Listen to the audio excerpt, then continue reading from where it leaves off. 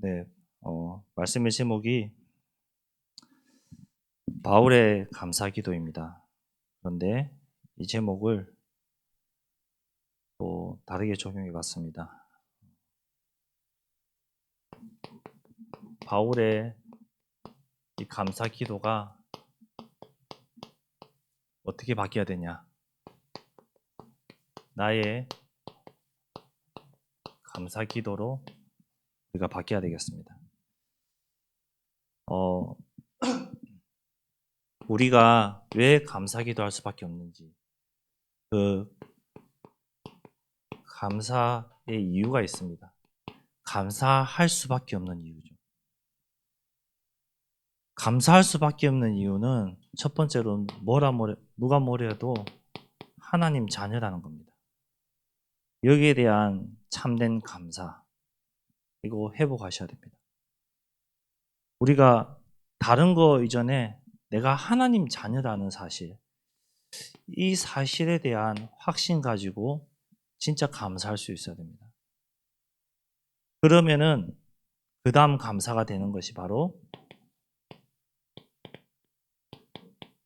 이 복음을 알고 있다는 거죠.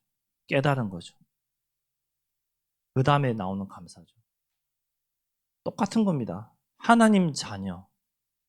복음을 깨달았으니까 하나님의 자녀가 되는 거잖아요. 복음을 들었으니까 하나님의 자녀가 되는 거잖아요. 복음이 믿어지니까 하나님의 자녀로 우리가 영접하고 신분이 변화된 거잖아요. 지난 수요예배 때도 말씀드렸는데요. 그 당시 골로새 교회, 그 교회 안의 파고들은 잘못된 사상, 생각, 이런 것들이 교회를 위협하는 거짓된 철학과 유대주의적인 율법주의, 또한 천사 숭배 사상, 금욕주의, 이 잘못된 생각과 사상이 우리에게도 들어올 수 있는데, 그것보다 이 복음을 내가 깨닫고 복음을 붙잡았다는 것에 대한 감사를 할 수 있어야겠죠. 세상 사람들은 이것보다 성공을 위해서 이 시간에도 열심히 달려가고 있거든요. 근데 우리는 하나님 자녀로서 복음을 받은 거잖아요. 이 복음 받은 것에 대한 감사. 그러면은 그 다음에 기도할 수 있음에 감사가 나올 수 있는 거죠. 왜 기도할 수 있음에 감사가 되냐? 빌립보서 잘 아는 말씀이잖아요. 아무것도 염려하지 말랬어요. 기도하면은 우리의 마음과 생각을 지키신다고 말씀하고 있습니다. 이런 응답을 받았는데 우리가 감사하지 못할 이유가 무엇이 있겠습니까? 이 응답이 날마다 누려지고 확인되어지면은 감사할 이유밖에 없죠. 내가 안 누려진다? 감사할 이유가 당연히 없는 겁니다. 감사가 안 되는 것이 당연한 것입니다. 모든 사람이 다 죄를 범했기 때문에 이거 잘 안 누려져요. 사단은 끊임없이 이거 못 누리게 해요. 못 깨닫게 해요. 가장 먼저 누굴 건드립니까? 전도자들을 건드립니다. 그리고 제자들을 건드립니다. 그 다음에 중직자들을 건드리죠. 건드릴 수밖에 없는 이유입니다. 왜? 분열해야 되니까. 하나 되지 않아야 되니까. 복음으로 우리가 하나 되어서 기도하면은 어떤 일이 일어나는지 아니까. 하나님 자녀들이 복음으로 하나 되지 못하게, 분열되게, 끊임없이 감사하지 못하게, 끊임없이 역사하고 있습니다. 이 순간에도 역사하고 있고, 오늘도 역사했고, 오늘도 속았고, 오늘도 그 가운데 있었습니다. 다 있었습니다. 깨달으면 되는데 잘 안 되죠. 깨닫고 나면은 그래 해야지 하면서도 돌아왔으면은 내 안에 있는 창세기 3장이 너무나도 강하기 때문에 다시 돌아가죠. 계속 반복되는 생활이죠. 어쩔 수 없는 육신을 가졌기 때문에 그럴 수밖에 없는 우리입니다. 그럴 수밖에 없어요. 어떻게 목사가 돼서 저럴 수 있을까? 어떻게 장로가 돼서 저럴 수 있을까? 목사 안 되고 장로 안 됐으면 더 심했을 겁니다. 더 했을 겁니다. 우리가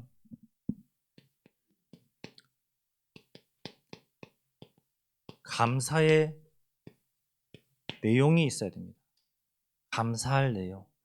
내가 무엇에 감사해야 될까? 그 내용이 있어야지 감사가 되잖아요. 예를 들어서 길을 가다가 굶주린 아이에게 빵을 사줬어요. 그 아이가 그 빵을 먹고 힘이 나요. 감사할 이유가 있죠. 당연히 감사할 수밖에 없는 거죠. 우리가 정말로 감사할 이유. 너무나도 많은데 그 이유 놓치고 있거든요. 그 이유 잃어버리고 있거든요. 감사할 이유가 이 하나님의 뜻을 아는 것에 감사할 수 있어야 됩니다. 우리는 하나님을 믿는 하나님의 자녀들이거든요. 여기서부터 제대로 시작할 수 있어야 되거든요. 하나님을 믿는 하나님의 자녀란 여기에 대한 정체성 없이 여기서 제대로 시작하지 않는다면 하나님의 뜻 나와 상관이 없어요. 하나님의 뜻과 나의 뜻은 달라도 아무 문제가 없어요. 오늘 성경 읽었죠? 9절에 하나님의 뜻이라고 나옵니다.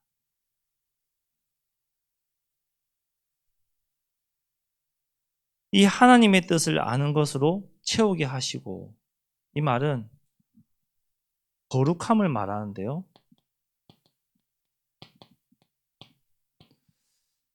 데살로니가전서 4장 3절 말씀해 보니까요.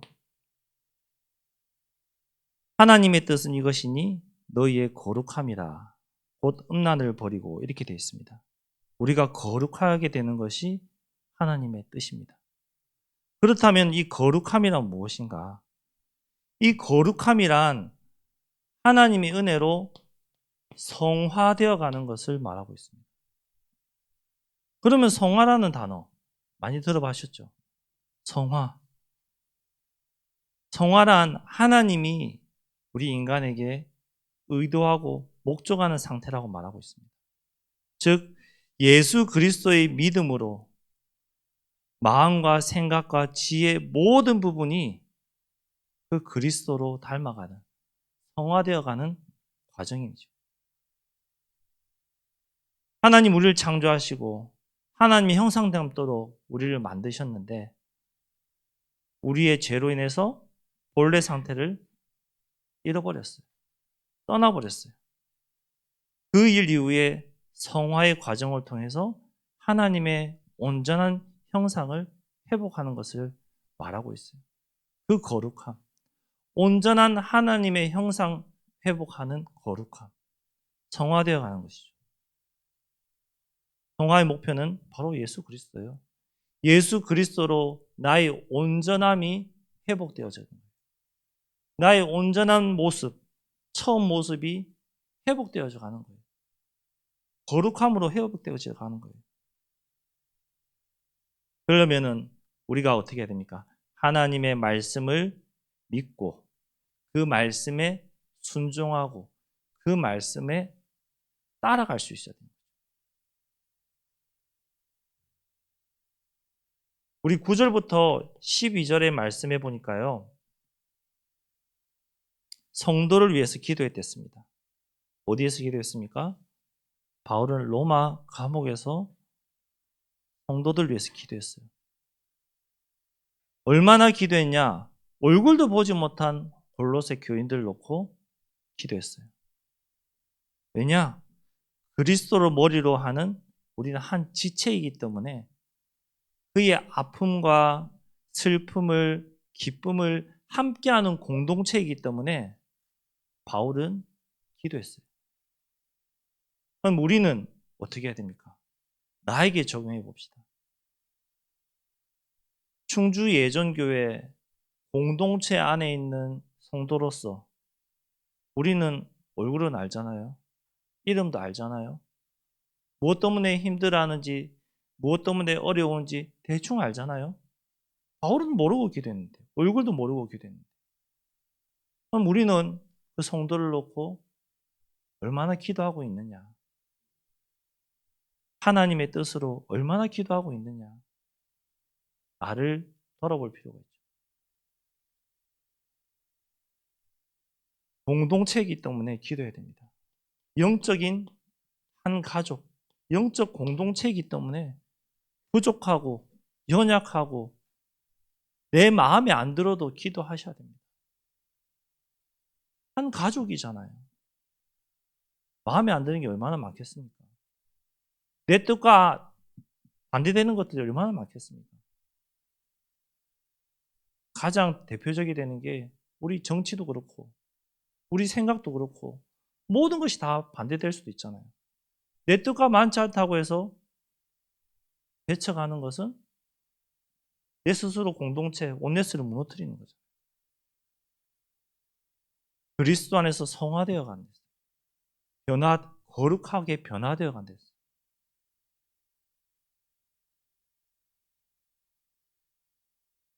마지막 13절에서 14절의 말씀에는 구속의 완성자이신 그리스도를 말하고 있습니다. 즉 예수 그리스도의 우월성을 말하고 있습니다. 그 우월성이 뭐냐? 속량, 곧 제사함, 구원을 말하고 있어요. 그리스도의 우월성, 죄사함, 구원받은 거예요. 우리는 예수 그리스도를 통해서 구원받은 거예요. 예수 그리스도를 통해서 하나님 떠난 원죄 문제, 근본 문제에서 해방받은 거예요. 그 그리스도의 우월성, 속량함, 죄사함을 말하고 있습니다. 13절의 흑암 권세, 이거는 사단의 권세와 동일하게 볼 수 있거든요. 이 흑암 권세, 사단의 권세에서 건져냈댔습니다. 그의 사랑의 아들의 나라로 옮기셨댔습니다. 그리스도의 우월성이에요. 그리스도만 할 수 있어요. 예수 그리스도만 우리를 구원하실 수 있어요. 예수 그리스도만 하나님의 뜻대로 살도록 우리를 성화시켜가고 변화시켜 갈 수 있어요. 근데 나는 왜 이 모양의 꼴입니까? 그 하나님의 뜻, 하나님의 계획, 하나님의 시간표가 아직 나에게 오지 않은 거죠. 우리는 다 조급하거든요. 빨리 내가 응답받고 싶고 내가 되었으면 좋겠어요. 다 그래요. 저도 그래요. 안 그런 사람 없어요. 저는 안 그런데 거짓말하는 거예요. 근데 하나님의 시간표가 아직 멀었기 때문에 응답이 안 올 뿐이에요. 우리 말로만 그렇게 하잖아요. 전도 현장에서 전도는 하나님이 하시는 겁니다. 말로만 하고 있지 않나요? 내가 해보니까 안 되니까 서운하고 섭섭하고 왜 나는 이렇지? 내가 하려고 하는 거잖아요. 하나님이 하시면은 되든 안 되든 상관이 없잖아요. 하나님의 뜻이면은 어린아이가 가서 복음 전해도 될 것이고 하나님의 뜻이 아니면은 류 목사님이 가서 복음 전해도 안 돼요. 그 하나님의 뜻을 정확하게 우리는 받아들여야 되는데 그러지 못할 때가 너무 많아요. 하나님의 뜻을 내 뜻에 끼워 맞춰서 이거 무조건 되게 해주세요. 이거 무조건 되게 하나님 하셔야 됩니다. 왜? 하나님 뜻대로 내가 살기를 원하니까 하나님 이렇게 하셔야 돼요. 그 뜻을 이용해서 하나님 뜻 끼워 맞추고 있다. 하나님의 뜻이라면은 되든 안 되든 상관이 없어야 되잖아요. 내가 응답 못 받아도 상관이 없어야죠. 내가 지금 고통당하고 힘들어도 상관이 없어야죠. 하나님의 뜻대로 하는데 왜 내가 고통당합니까? 이건 말이 안 됩니다. 그렇게 우리는 반문하고 있습니다. 하나님의 뜻을 알았다. 그럼 두 번째로 이 하나님의 계획이 무엇이냐? 특별히 나를 향한 계획. 나를 향한 하나님의 계획이 무엇이냐? 하나님이 우리 개인에게 주신 응답과 축복이 다 달라요. 불신자들에게도 하나님이 주신 축복이 있어요. 그것을 일반 은총이라고 합니다. 하나님 자녀들이 받은 은총을 특별 은총이라고 합니다. 그 특별 은총 가운데서도 또 개인에게 허락하신 축복이 달라요. 그 그릇에 따라, 그 쓰임에 따라 다 달라요. 우리 아이들이 학원도 다니고 학교도 다니고 다 공부 잘해서 전부 다 1등 하면 좋겠죠. 근데 다 1등 할 수 없잖아요. 다 개인마다 쓰임새가 다 다르잖아요. 기능이 다 다르잖아요. 이거 잘하는 사람이 있고 저거 잘하는 사람이 있고 인정해야 되는데 너는 왜 그거 못해? 왜 안 돼? 그럼 배워. 안 되는데. 얼마나 힘든지 아세요? 그렇죠? 우리 랩런트한테 물어보세요. 열심히 해도 안 되는데 어떡하라고. 힘들어 죽겠는데. 근데 어른들은, 부모님들과 선생님들은 왜 그거밖에 못해? 그거밖에 할 수밖에 없는데. 그렇지 않나요? 랩런트에게 그렇게 적용할 수 있지만 어른들에게 적용하면은 어떤 사람은 요리를 잘하고 어떤 사람은 요리를 못하고 왜 안 돼? 해보면 되지. 안 되는데. 그렇잖아요. 하나님이 개인에게 주신 응답과 계획이 다 다르단 말이에요.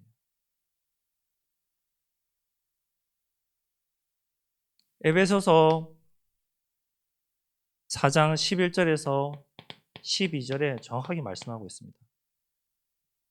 뭐라고 말씀하고 있냐?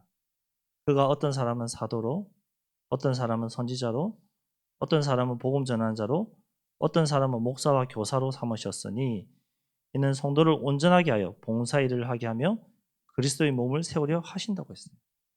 사람 개인에게 주신 하나님의 은혜가 다 다르단 말이에요.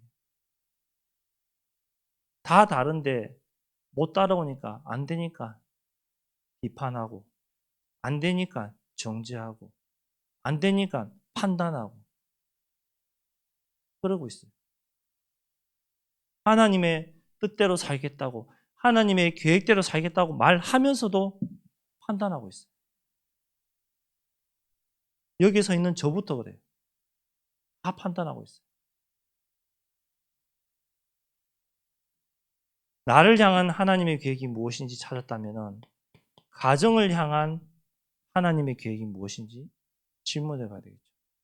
하나님이 우리 가정을 세우시고 부르셨는데 내 가정을 향한 하나님의 계획이 무엇입니까? 질문해 봐야 되겠죠. 창세기 12장 1절에서 4절의 말씀, 잘 아시는 말씀이죠. 하나님이 아브라함을 부르시는 말씀입니다. 말씀 따라갔어요. 이 말씀 따라간다는 게 얼마나 신기하고 재밌고 웃기는 거냐면요. 창세기 12장 1절에서 3절 말씀이 떠나란 말이잖아요. 본토 친척 아비 집을 떠나란 말이잖아요. 저 결혼할 때 주신 말씀이거든요. 저는 절대로 부산 안 떠날려 했거든요. 근데 말씀대로 떠나게 됐어요. 하나님의 말씀을 잡고 우리가 살아간다. 하나님이 말씀대로 인도하세요. 신기하게 정말로 말씀대로 인도하세요. 우리 가정이 어떤 말씀을 붙잡고 살아가느냐. 거기에 따라서 가정의 응답들이 달라지게 되어 있습니다. 우리 가정은 아직 불신자 가정인데요. 말씀 잡고 기도하시면 돼요. 제가 한번 말씀드렸죠. 저희 어머니는 거의 무당이었어요. 중학교 때. 집에 오면은 저는 찬송가 틀고 엄마는 천수경 틀고 서로 싸웠어요. 그래서 합의한 것이 뭐냐. 서로 있을 때 아무것도 틀지 말자. 집에서. 그리고 제가 뭐 했냐. 요한복음 14장 6절 성경 펴서 눈앞에 갖다 주고 읽었어요. 그 말씀이 5년 뒤에 응답으로 돌아왔어요. 저한테 돌아가시기 하루 전날 말했어요. 아니 몇 달 전에 얘기했어요. 정말 너가 그때 얘기한 것처럼 예수 믿으면 살 수 있느냐. 살 수 있댔죠. 말씀을 어떻게 붙잡고 말씀을 믿고 행동하느냐에 따라서 오는 응답은 달라지게 되어 있습니다. 그렇다면 세 번째로 우리 교회를 향한 하나님의 계획이 무엇인가? 올해 이사야 60장 1절에서 5절 빛의 축복을 누리는 교회라는 말씀 주셨잖아요. 빛의 축복. 이 빛이 뭡니까? 어둠이 떠나가는 거예요. 반대로 이 빛의 응답을 받으려고 하니까 어둠이 너무나도 강한 거죠. 빛의 응답 못 받게 어둠이 계속 역사하는 거죠. 흑암이 계속 역사하는 거예요. 알아야 되는데 그냥 섭섭하고 그냥 싫으니까 알고 싶지 않고 알기 싫은 거죠. 교회를 향한 하나님의 계획. 그것이 바로 하나님이 나를 향한 계획을 찾는 것입니다. 하나님의 계획이잖아요. 나를 향한 계획을 찾았다면은 가정을 향한 계획을 찾아야 되고 가정을 향한 계획을 붙잡았다면은 교회를 향한 반대로 교회를 향한 하나님의 계획을 찾고 그 속에서 우리 가정이 어떻게 쓰임받을지를 찾고 내 개인이 어떻게 헌신하고 어떻게 하나님 앞에 쓰임받을지 찾고 기도하는 것이죠. 반대로 교회를 향한 계획이 첫 번째가 될 수도 있고 마지막이 될 수도 있어요. 순서는 상관없어요. 하나님의 계획이 무엇인가를 찾는 것 그거부터 시작하셔야 되죠. 그 하나님이 원하시는 계획을 찾았다.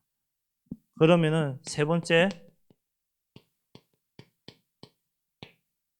이거 자동적으로 나옵니다.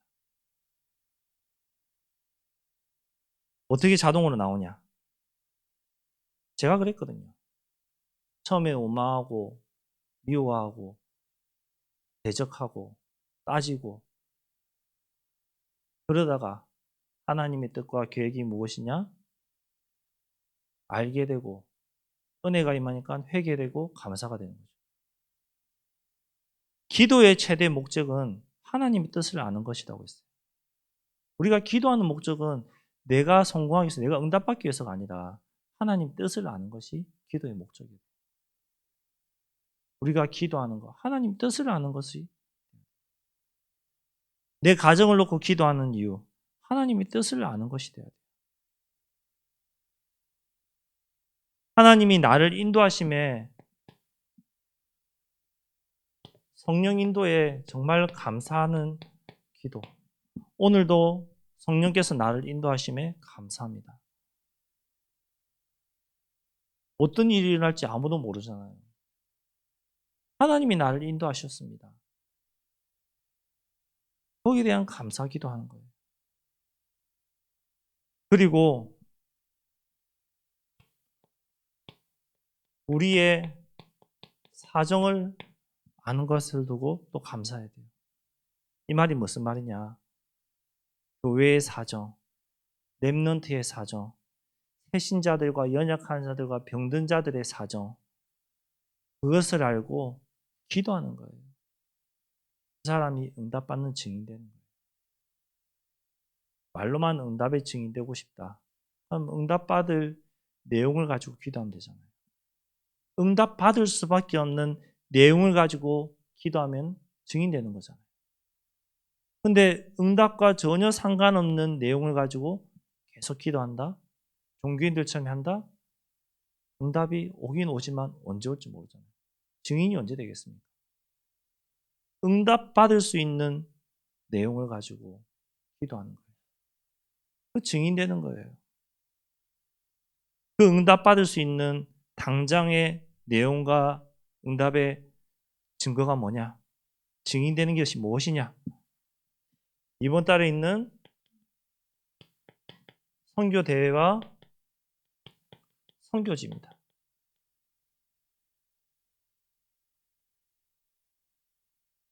얘기하셨습니다. 선교 대회 이후에 많은 선교사님들이 방문할 수도 있다고. 그 선교지를 놓고 기도하는 것이 우리 응답의 또 하나의 조건이 되는 것이죠. 우리 응답의 증거입니다. 저는 성도님들도 아시다시피 선교 얘기하면 어디 얘기하겠어요? 필리핀 얘기하겠죠. 필리핀 응답 받은 증거 체험했거든요. 확인했거든요. 선교지를 놓고 얼마나 기도하고 어떤 마음을 준비하고 갔을 때 하나님이 하시는 거 봤거든요.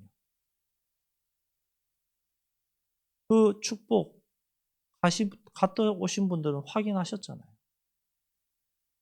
그래서 기도하는 거예요. 응답 받을 수밖에 없는 제목을 가지고 기도하는 거예요. 결론적으로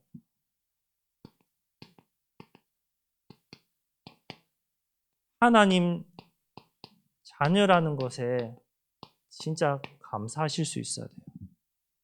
하나님 자녀라는 것에. 저는 우리 랩런트들 만나면은 항상 결론에 얘기해요. 너는 하나님 자녀. 랩런트. 상관없어. 괜찮아. 항상 결론에 얘기해요. 우리가 정말로 하나님 자녀라는 것에 얼마나 감사하고 있느냐. 진짜 감사하고 있나요? 그리고 237 나라 5천 종족 이 현장을 놓고 기도하게 하시고 증인되게 하심에 정말로 감사하고 있느냐.